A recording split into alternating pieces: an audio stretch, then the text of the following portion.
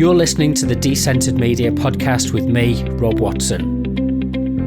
Conversations about community media.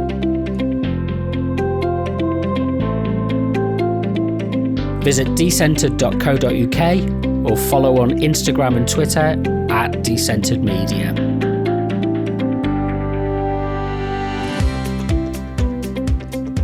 Hello, it is Thursday the 17th of April and this is a Decentered Media podcast with me, Rob Watson.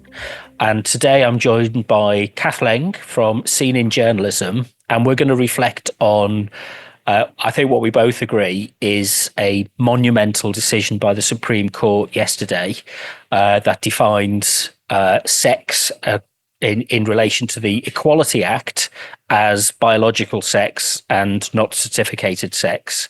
And there are enormous implications of this for how media report on issues related to identity. And we want to kind of tease out some of those issues. So how are you, Cath? And how are you feeling today? Feeling good, but I feel like there's a job ahead because we've been trying for some time to get the established media to focus on facts as the basis for impartiality, and it is an uphill struggle. And so yesterday's decision, which was really a clarification of the law, just stresses that what was the law before has been the law since 2004 and 2010. It was ignored for 15 years, and this cultural shift was born of the media. We did this. We changed the way people think and talk about the issue. It's now our job to change it back. The law's done its part and said, yes, you are right. These are the facts. So now we have to try to persuade media outlets and media organizations to do the same. So let's fill in a little bit of a backstory to this. So why was Seen in Journalism set up? So I used to work for the BBC, and I started raising this issue in terms of impartiality in about 2016, 2017, and really got nowhere at all. It was very difficult to talk about it at the BBC, really difficult to talk about it at the BBC. And there were no forums. There was no women's network where you could talk about it. You couldn't. WhatsApp groups were leaked to the press or deleted. There was no, on Pride, you were hounded if you said anything about it that was vaguely gender critical. So then I went to social media to I didn't say anything that wasn't true, but that doesn't, in order to be able to defend myself. But it was clear that I understood the reality around biological sex. And so I went through several disciplinary processes accordingly in a grievance. And then I finally left a couple of years ago. Then working with another group of journalists, we set up Seen in Journalism it's a part of the Seen family, which is Sex, Equality and Equity Networks. So now we have them set up. The first one was Civil Service Seen. Then we had, then there was Sports Seen, Health Seen, Seen in Journalism, Seen in HR, Seen in the City. There are plenty of them, and they're all focused on sex discrimination rather than gender identity, sex as being real. So with a cohort of colleagues, we set up Seen in Journalism, and that's what we do. So we approach media outlets and regulators and try to persuade them to change the way they function in relation to sex and gender identity. And the core problem had become that sex was marginalized as a primary issue of identity and perceptions about what the law meant. And the judgment yesterday, as you said, there's a word that's coming up a lot at the moment, is clarified this. Yes, exactly. How do you feel about that today? So the media since about 2013 has adopted self-identification of sex. And yesterday's clarification wasn't about self-ID. It was about people with gender recognition certificates. So in theory, it shouldn't really make any difference to the way the media has adopted self-ID, but it will. So after about 13 years of using mendacious language to describe trans-identified men and women, we're now faced with the opportunity of saying to media outlets, this has changed. Not even people with a GRC are the opposite sex. This was always known, but now it's a matter of law. So even less do you have to adopt self-identification for people who don't even have a GRC. So it's mandated in just about every global style guide that if a person says they're the opposite sex, that's how you describe them. And it's obviously a lie. Sometimes there's no explanation that the person is actually a man or a woman, that if they're being lied about, whichever way they're being lied about. And it really matters, for example, when you're talking about women's rights issues, crime, health, sport, all of these issues which come up in the media. If you don't use accurate language, you're misleading the public. A lot of people don't understand that a transgender woman on a women's football team is a man. And if they don't understand, they're blind to it. They're not going to take action. Then they're not going to know until all of a sudden their daughter's sports team has got 3 men on it and she's at risk, at physical risk, or until a woman, a relative needs home care and a man, they've asked for female care and a man turns up. Unless it comes at them in their daily lives, they're not going to know about it because we haven't told them about it. We journalists haven't told them about it properly. And although some media have been addressing the issue, we have evolved from a sort of condition of no debate, which is what the activists always wanted. Don't debate this ever. Don't talk about it. Don't report it. We've now moved into a place where it's only right-wing, inverted commas, media, which discusses it. So we really do need to get legacy outlets on side, Sky, the BBC, ITV, Channel 4. And what we're asking for is not one-sided coverage. What we're asking for is to acknowledge, to default to sex as a descriptor, to acknowledge that sex is real. And when they do that, their impartiality expands. You can't be impartial unless you've started with the facts. You can't say, this person says this is a fact. It's our job as journalists, is not to say one person says this and the other person says that. End of our role. It's like if two people are arguing about whether or not it's raining outside, the journalist's job is not to report the argument, it's to go to the window and look out. It's our job to say, these are the facts, and then you curate a range of views about it. This person says actually they're not the facts. But you don't pretend that both fact and counterfactual narrative are the same. They're not the same.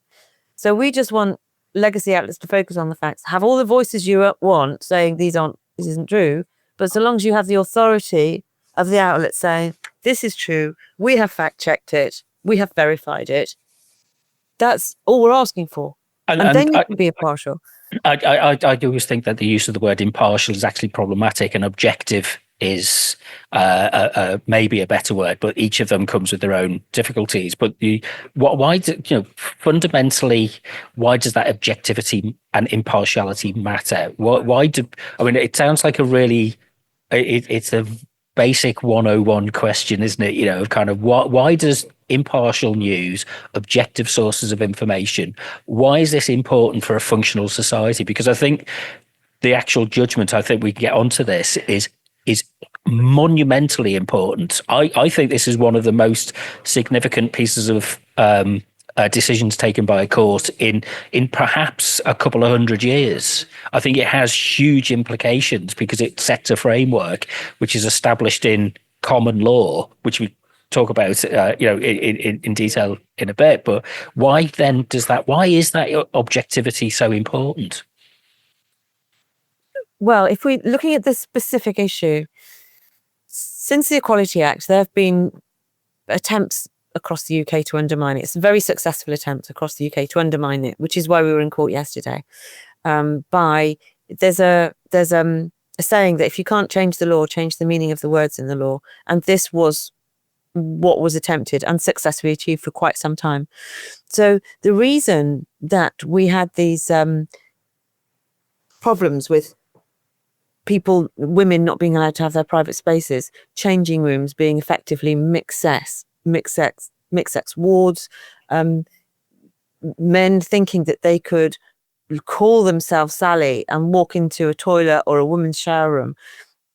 The reason we had those problems was not because of the law. It is a muddled law, but it's now clarified. It was because they were told, the media told them that this was the law. So organizations, activist organizations went into news providers, trained them in a kind of fake version of the law, which was effectively that you must respect self-identification. So there's that bit of the law which says you have the protected characteristic of gender reassignment if you propose to undergo any part of the process of gender reassignment. So the start of that process is somebody saying, I'm trans. So because you're protected from discrimination as soon as you say, I'm trans, that was deliberately misinterpreted to mean you therefore have all the protections to be treated as the opposite sex as soon as you say those words. And we encouraged that view. Every piece we wrote encouraged that view. I would say the BBC in particular engaged in absolutely pernicious propaganda, particularly to children, that people can change. There will be people today who believe that it's possible to change sex because of things the BBC reported and features that they produced. So it wasn't the law that made this happen. It was activism, and it was partly our fault as journalists. We told people this. When they went to the BBC for a fact check, they didn't find anything saying, by the way, you can't change sex. This woman that we've said committed a murder is actually a man. The fact checks aren't there. Puberty blockers are reversible. Where are the fact checks? It's not. It's going to create. It's basically they made this world that doesn't really exist. We built it. We built this picture. We told people that was what the law was, and so it's our job now to row that back. That's why it's important. So if we tell people that, then men will go into female spaces and women will not object because they think they have to put up with it. One of the things I think the judgment did, from my initial reading, is it didn't clarify the difference between sex and gender. It dismissed the argument about using gender in any way as a marker for the basis of legislation and policy, and that you have to accept in the circumstance where somebody has a gender recognition certificate, that's the only marker that is used can be used now. So it pulls it back to saying, no, sex is an objective criteria. A sexual orientation is an objective criteria, and therefore any policy that is enacted upon that basis has to fit in with that reality as we describe it. So, I mean, we could spend a long time talking about how we got into this situation, and I suppose what's it been like for you in terms of the capacity that you've had and the fortitude that you've needed to push back against this? Oh, it has been very tough, but I'm not the only woman that's had to do it. There are many more women who've had a much tougher time than me. It was very hard when I was at the BBC and I was going through it all.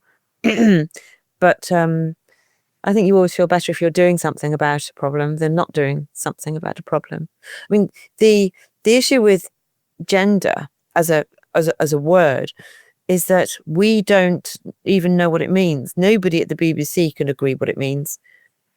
Does it mean, and they use it interchangeably with gender identity and sex. When it suits them, they will say it means gender identity, and when it suits them, they'll say it means sex. I had conversations, plenty of emails with HR about this at the BBC, because gender is written into all the BBC's recruitment processes, staff surveys, networks, the staff networks. It's 50-50 was based on gender. That BBC Women was is a gender identity based organisation. So these organisations, none of them have got a women's network which is just for women, or a sex equality network, sex equity. None of them have them. And these networks have access to input in editorial policy. So the most frustrating thing, and I think it will be the same for a lot of people in these organizations, has always been for me, is that if you don't have not having a voice is being gaslit every single day that you are the person who is wrong, that's very hard. But I think a lot of these problems will be solved if we give journalists in these sort of established media organizations, if we give them a voice, if we give them a network. And what you need for that is leadership. So you need these editorial leaders across the BBC, Channel 4, Sky, ITV. You need them to say, it is fine to have this conversation. Look, here is your network. And you will be able to make representations to us on what you think we're doing wrong. Because at the moment, that facility does exist for, Pride, all those other networks. Deborah Turness, is when she arrived at the BBC, she's the CEO of BBC News. One of the first things she said was, we will be taking input from the staff networks on what you think we're doing wrong, what you think we're doing right. Women were not a part of that because they didn't have a network. So a lot of this activism has succeeded by closing down the conversation because they haven't won any arguments. They've just shut it down. And that's the danger now, is that yesterday's coverage was good. Sky was great, came flying out of the traps. BBC was good, mainly good. I mean, it was just good. All right, Channel 4 was terrible, but it was pretty good. So the danger now is that they will just stop. They will think that was yesterday's story. They've got it in their heads that it mainly relates to Scotland for some reason when it doesn't. And that's it. That's the end. That's the end of the story. So where they could be following up today and saying, okay, so we're now going to go back to the universities. We're going to go back to the NHS trusts, and we're going to go back to the civil service. Let's follow up these stories. Now, these are stories that the Telegraph and, for example, the Scottish newspapers have been doing for months because of Sandy Peggy. It's just birthed this kind of bouquet of stories about single-sex spaces across public institutions. So now we need those stories followed up. And we will see in the next few days if that's going to happen, if correspondents are willing to take it on. I suspect it won't happen.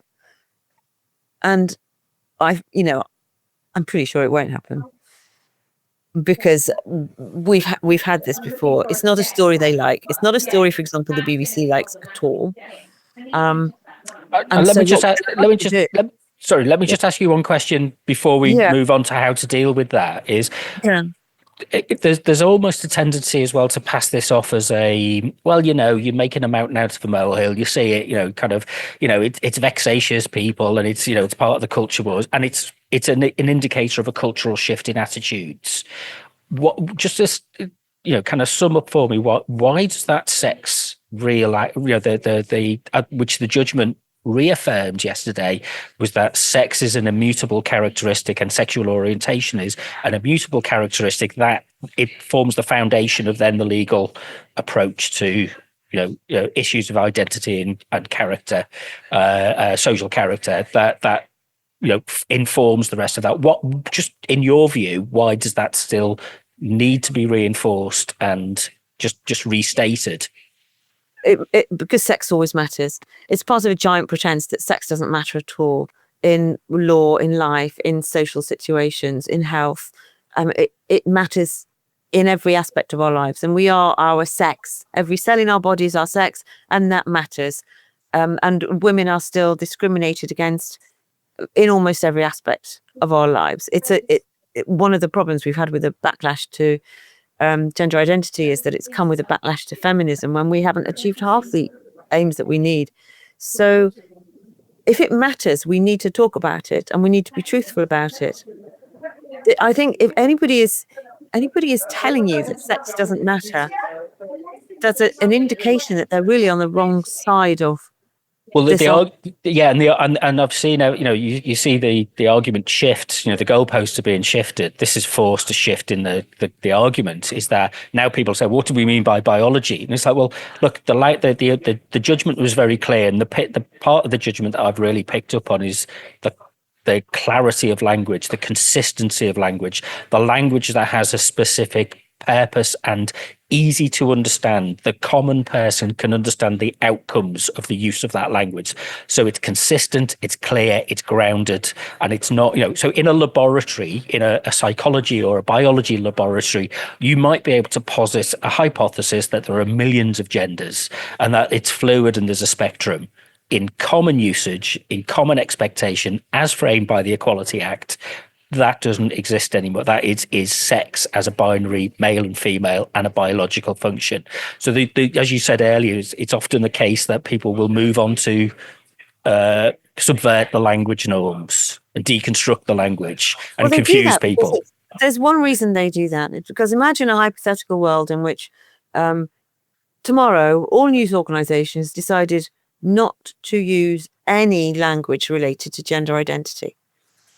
You would then see stories. Every sports page would be about whether or not men are allowed in women's sports, and whether or not there were three men on the team, was injured by a male player.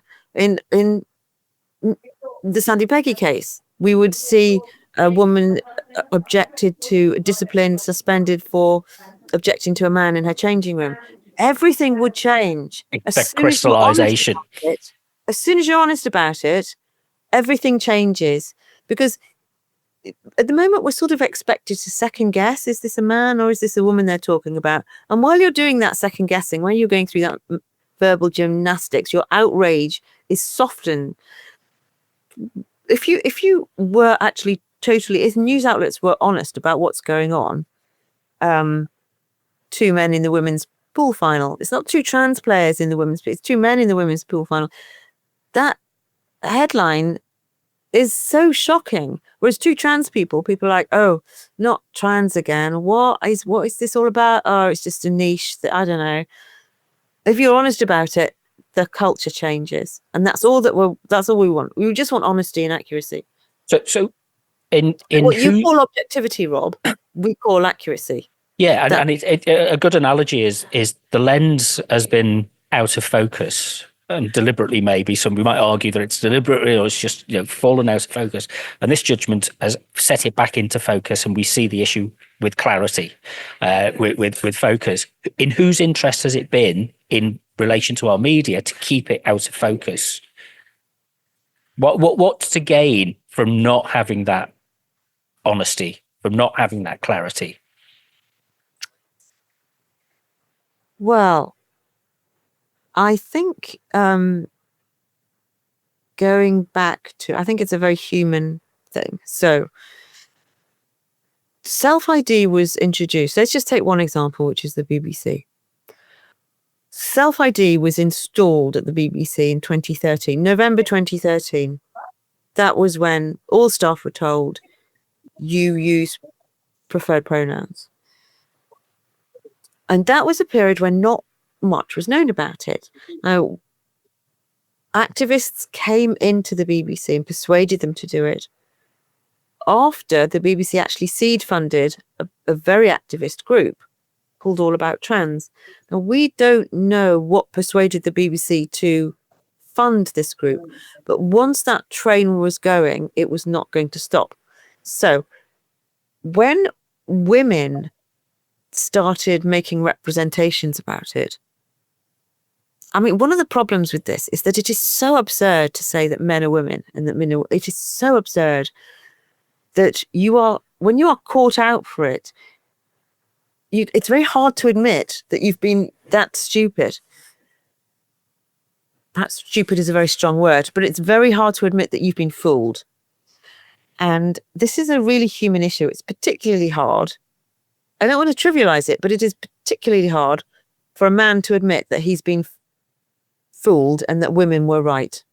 That is a very difficult thing for men to acknowledge, and especially well-paid men in leadership positions who have got the job because they're supposed to be super specially good at making decisions. So they're wrong.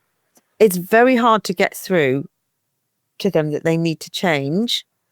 There is a lot of activism in these organizations. It's more isolated now, but it's still there. So we need change in the leadership, but you have got still leaders who are very caught up in it. You've got, in all of these organizations, you have people who have trans-identified family and friends. Thinking of some very senior people who sometimes it helps them wake up to what's going on. Sometimes it takes them further down the path of affirmation. That's another factor. And you have the problem of turning it round. So you need a peg. If you're going to make a change, you can't, it is impossible. It's literally impossible for these people to say, do you know what? We were wrong. Hands up. Yeah, we should never have done that. Instead, they need some kind of angle. This is what the Supreme Court gives them. The Supreme Court decision saying, this is the law. This was always the law. Now people can say, this has changed. Because also in these, while there are activists, there are also some very good people, really senior journalists, who, apart from anything else, are thinking, this is a dang good story. Why aren't we covering it properly? So they need ammo. They need to be able to go to the leads and say, can we discuss changing our policy, our editorial policy, because this has changed. But it is going to be like turning around an oil tanker, because they don't want to. Well, it's given me. It's like a weight suddenly you didn't know you were carrying. It's I've my own. I was kind of cancelled from a community media organisation here in Leicester for liking that I'd read Helen Joyce's book and Hannah Barnes's book, and it was like that. I'm so sorry. Well, that is a terrible thing. No, it's water under the bridge, but it happens, and people, and I'd heard the use in person of one person in that group using the word TERF, and I didn't know what it meant. This was only a few years ago. I hadn't been drawn into this. I wasn't aware of it. I'd seen it and thought it was like a media squall elsewhere, but it wasn't relevant to me. And then I thought, what does this? Why has this reached Leicester? And then you look into it and you suddenly realise what the hell's going on and all the consequences. But it gives you now the Supreme Court now kind of takes that weight of self-justification. You don't have to justify this anymore. So the question I've got really is, because I don't want to take up too much of your time because you've been really busy, but it's the next step. Are we calling, and I'm happy to contribute to this, and I would encourage listeners to this podcast to do this in the right way, is to ask Ofcom, ask the BBC to review all of their decisions, and the complaints process for the BBC is particularly inadequate for dealing with editorial complaints. Ofcom, are they now going to review? I mean, Ofcom will put out a statement, no doubt. I'm not sure if they have yet, but they should have done it by now. The EHRC have put out a new statement, saying the broadcast code will be updated to reflect this judgment and the clarification given, and therefore any complaints that Ofcom have undertaken in the last, say, 5 years can now be reviewed based on that clarification. Is that something you'd? I don't know if that is a very likely prospect. I think that neither Ofcom nor IPSO actually bans so-called misgendering. The reason that the complaints don't get through is because they have a particularly badly designed complaints process, which means that only the person most directly involved can make the complaint. So random people can't make a complaint about accuracy, even though something is manifestly untrue, because they're not the person most directly involved. So it doesn't actually appear in either code. It's just the way. Particularly with Ofcom, they have an oversight over the broadcasters to ensure that they have proper procedures in place to ensure that there is impartiality, and that includes their complaints process. I would have thought they would be asking the broadcasters with some urgency as to how are they going to review their policies, not necessarily to change and make any modifications, but to actually ensure that the way that they approach any complaints in the future, they've learned from the lessons of the past. Well, that would be nice. Our sense is that Ofcom is quite captured. They've had training from inclusive, inverted commas, organizations, and they declined to. They met us but they declined to have us in to talk to staff. Are they going to get, stop hand wringing, stop hesitating, and do their job as a regulator? Yeah. So, right. I don't think we have to push the regulators. We always support people, or we always ask for people to engage in complaining to the BBC, Ipso, all the newspapers, all the outlets.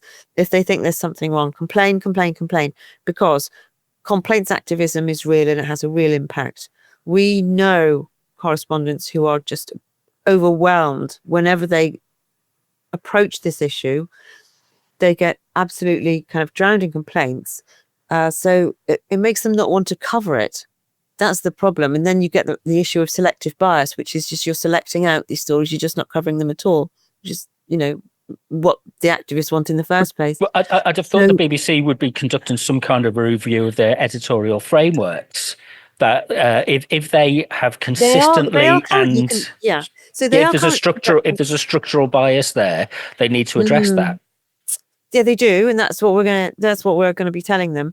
They've had this opportunity before. So when they kicked Stonewall out of the BBC, they had an opportunity to conduct a similar editorial review. That happened a bit because we have seen online articles which have either been corrected or updated with things like saying this article is no longer supported, or for a more updated version. I think that did happen a bit, and some of those more activist programs were taken out, but it wasn't the wholesale review that's needed. They're currently conducting 2 reviews, so the editorial guidelines are currently in consultation and will be out later this year. I just need to double check that.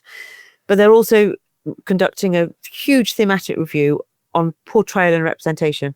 So they did one on, you may remember, they did one on climate change. And this is our position on climate change. They've done one on migration. This is what they do. Big, dig deep into the subject, and then they come out with these truths. So we are hoping that when they finish this thematic review on portrayal and representation, to which we're stakeholders, so we made submissions, that they will. This is they've got the Supreme Court, they've got this review. Now is the moment. Now is the moment to say we need to default to biological sex and not gender identity in all of our coverage. If they don't take this opportunity now, I can't imagine that it will ever happen, because no, but surely the conditions were never better. Yeah, they would open themselves up then to legal challenge and to. Well, not necessarily.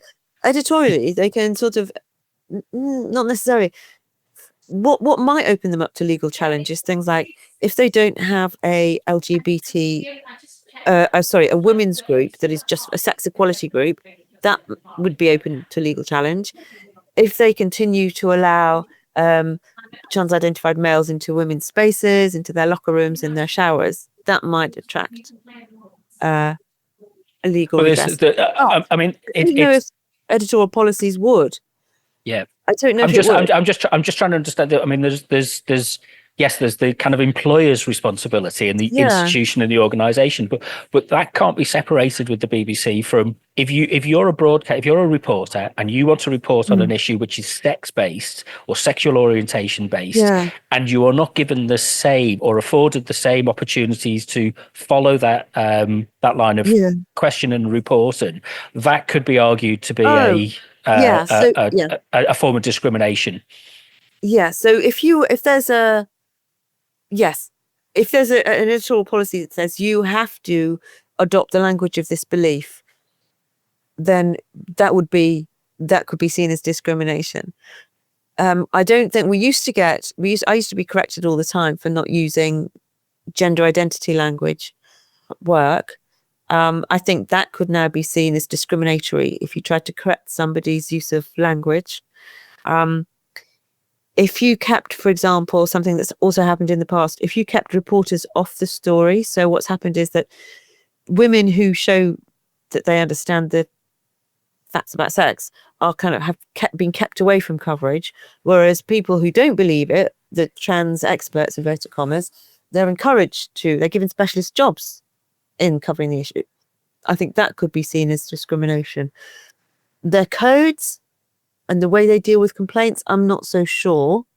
I suppose it's the difference between direct and indirect discrimination, isn't it? There's always the direct discrimination is you must use these particular toilets or not, and the indirect discrimination is there is a whole group of people who are affected indirectly by weighting towards, if you only ever report on men's football, and at the same time you're not reporting on women's football, and a lot has been done to improve that, then that would be a form of potential to argue. But the BBC always gets out of its clauses by questioning, it almost regards as sacrosanct in a way, it's editorial independence.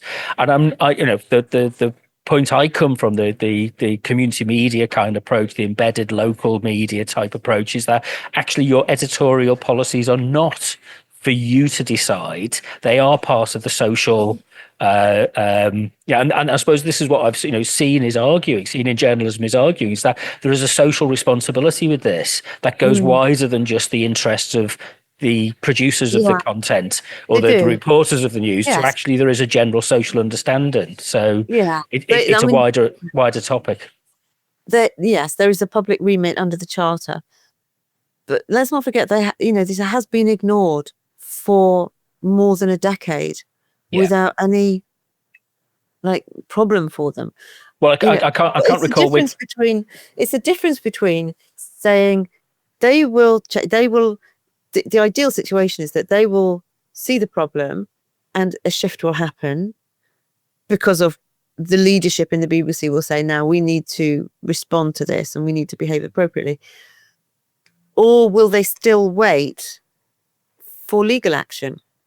That's not a very desirable situation. I don't think they're afraid of legal action. I mean, I think one of the problems that has generated this issue has been the reliance and deferral of thinking to other organisations. So, for example, a local arts organisation in a city refers to Arts Council England and takes their policies from them. Well, actually, as an independent charity or community organisation, you've got a responsibility to determine your responsibilities under the law independently, and deferring to another larger organization is not appropriate. So you have a kind of some responsibility to take that on board and think independently. I'm just wondering, because the broadcast code, I never remember which section it is, but there are clear guidelines about reporting on matters of public controversy. And this is where I think Ofcom would be really needs to produce some kind of statement. Yeah, I'll just tell you quickly that they do have one on accuracy, which is the main problem. They do have an out, both the BBC and Ofcom have an out on due accuracy. So due accuracy is different to accuracy. So due accuracy mainly concerns it's really an act of omission. So if somebody is black or disabled or something, you don't have to say that. You don't have to say. It's just it could encourage discrimination if you say that. So that's an act of. So while it's true to say that, if it's irrelevant, then why would you say it? So they use that with gender identity, and it's all, and they pretend that it's irrelevant that somebody, by using the phrase due accuracy when it comes to sex and gender identity, they pretend that it's irrelevant that a person is actually really male or female. And I think that's what the actual judgment completely blows out the water. That they have to reassess what they mean by due accuracy, because in the case of rape, somebody who's charged with rape, the fact that they are a man is essential to the problem, and not just a subsidiary issue that can be passed off. So they've got to engage with this, and they've got to engage with it quite quickly, because they've got to follow. The courts will no longer be allowed to use preferred pronouns, because that's clear that it has to go from the top of the legislation to the bottom, which means enactments and sentences and how the prisons enforce that. It's right the way through that. I think it's very foundational judgment. Let me just ask you a last question, a couple of last questions. One is how do you feel now? What do you think? What do you think is going to be the positive that comes out of it? Because I think one of the things that's often characterized in the debate about this is the claims of kind of, this is a nasty group against a vulnerable group, and it's like, and it never is. I'm a member of the LGB Alliance, and it's always characterized as a hate group. It's far from it. It's like I've been to a conference or two. I've met a large number of people who support it, and it's not in any way a hate group. But it's this. What's the positive output that you want from this? We want to see a willingness to change. We don't want it should force media outlets to change, but really we want to see them do so willingly, and we can. That's my preferred outcome. I'm feeling thrilled about yesterday, mainly because it gives us a solid case, a much more solid case, and that's good. And what we offer, what we've always offered editors and news organizations who are having a problem with this, we can offer defensibility. We can offer a way for you to push back against activists in your organization. We know how defensible this position is. Well, it just got a lot more, 100% more defensible yesterday. So our case is very strong. So but we don't want to sort of hammer organizations into changing. They need to want to change. There needs to be willingness at the top to do it properly. I'm sort of hopeful. I'm not confident. I think it's going to take a lot of work. But they are in danger of becoming irrelevant, some of these news organizations, if they don't, they have to see the light on this. They have to see that it's true, and you can't tell lies to your audience indefinitely before your audience goes away. Cool. Where do we want people to get in contact with you, or where can they see and what you do? They can follow us on X. They can email us on our X account @journalismscene, and on there is all the details of our Substack and our Gmail, which they can email us at any time, or our DMs are open on Twitter as well. And I'll put links into the description of this as well. So thank you very much for your time with this, Cath. I'll just do a quick wrap up. And you've been listening to a Decentered Media podcast with me, Rob Watson. You can find us on most of the social media platforms @Decentered Media. And if you want to support the podcast, it's all done on a voluntary basis. So patreon.com/Decentered Media, and any donations would be gratefully received. But until next time, this has been a lot of food for thought, and we will carry on the conversation, and there's an awful lot to keep discussing, and hopefully it'll be what's the word I'm looking for? Hopefully it'll be a good conversation rather than the antagonism that we've had in the past. You've been listening to the Decentered Media podcast with me, Rob Watson. To find out more, go to decentered.co.uk or follow on Twitter and Instagram @Decentered Media.